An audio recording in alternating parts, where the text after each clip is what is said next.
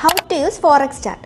എങ്ങനെ ഫോറക്സ് ചാർട്ടുകൾ നമുക്ക് ഉപയോഗിക്കാം. ഫോറക്സ് മാർക്കറ്റിൽ നമുക്ക് ട്രേഡ് ചെയ്യുന്നതിന് ചാർട്ടുകൾ അനലൈസ് ചെയ്യേണ്ടത് അനിവാര്യമാണ്. ചാർട്ടുകൾ നമുക്ക് പല തരത്തിൽ അനലൈസ് ചെയ്യാവുന്നതാണ്. ലൈൻ ചാർട്ട് വെച്ച് അനലൈസ് ചെയ്യാം, ബാർ ചാർട്ട് വെച്ച് അനലൈസ് ചെയ്യാം, കാൻഡിൽ സ്റ്റിക്ക് ചാർട്ട് വെച്ച് അനലൈസ് ചെയ്യാം. ഇതിൽ ഏറ്റവും കൂടുതൽ ആൾക്കാർ യൂസ് ചെയ്യുന്നത് കാൻഡിൽ സ്റ്റിക്ക് ചാർട്ടുകളാണ്. ഇത് വെച്ച് നമുക്ക് ഈസി ആയിട്ട് ചാർട്ടുകൾ അനലൈസ് ചെയ്യാവുന്നതാണ്. നമ്മൾ ചാർട്ടുകൾ അനലൈസ് ചെയ്യുമ്പോൾ പ്രധാനപ്പെട്ട കുറച്ച് കാര്യങ്ങൾ മനസ്സിലാക്കേണ്ടതുണ്ട്. അതിൽ പ്രധാനമാണ് ടൈം ഫ്രെയിം. ടൈം ഫ്രെയിം നിങ്ങൾക്ക് 1 മിനിറ്റ് ചാർട്ട് മുതൽ 1 മന്ത് ചാർട്ട് വരെ സെറ്റ് ചെയ്ത് വെച്ച് അനലൈസ് ചെയ്ത് പഠിക്കാവുന്നതാണ്. ഈ കാൻഡിൽ സ്റ്റിക്ക് ചാർട്ടിലെ ഓരോ ക്യാൻഡിലുകളെക്കുറിച്ചും നിങ്ങൾ മനസ്സിലാക്കേണ്ടതുണ്ട്. അതായത് ഒരു ക്യാൻഡിൽ സ്റ്റാർട്ട് ആവുന്ന പ്രൈസിൻ്റെ മുകളിൽ ക്ലോസ് ആവുന്ന എല്ലാ ക്യാൻഡിലുകളും ബുള്ളിഷ് ക്യാൻഡിലുകളാണ്. ഇത് കറൻസിയുടെ പ്രൈസ് ഉയരുന്നതിനെ സൂചിപ്പിക്കുന്നു.